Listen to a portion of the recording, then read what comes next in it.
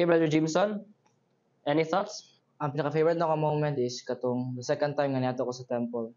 So first time nga niadto ko is nag-promise kong sa iya nga when I come back, I will have my own testimony and own desire to go and serve on a mission.